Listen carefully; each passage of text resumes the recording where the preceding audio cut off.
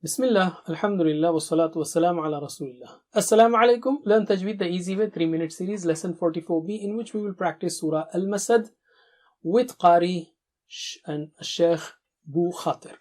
Let's take motivational tip first. The Messenger of Allah sallallahu alaihi wasallam said, "Whoever recites a letter from the book of Allah, he will be credited with a good deed, and a good deed gets a 10-fold reward." I do not say Alif Lam Mim is one letter, but Alif is a letter, Lam is a letter, and Mim is a letter. Subhanallah. So let us recite it correctly.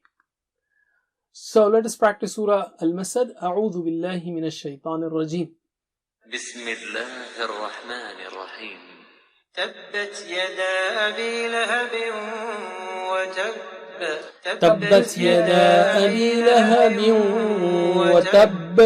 تبت يدا أبي لهب وتب تبت يدا أبي لهب وتب ما أغنى عنه ماله وما كسب ما أغنى عنه ماله وما كسب ما أغنى عنه ماله وما كسب ما أغنى عنه ماله وما كسب سيصلى نارا ذات لهب سيصلى نارا ذات لهب سيصلى نارا ذات لهب سيصلى نارا ذات لهب وامرأته حمالة الحطب وامرأته حمالة الحطب وامرأته حمالة الحطب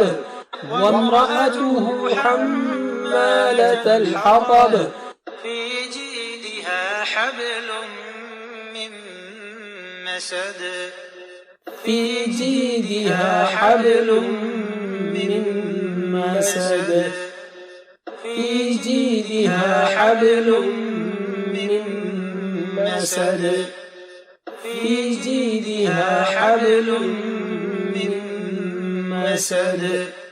That's it. Jazakumullah khair. Wassalamu alaikum.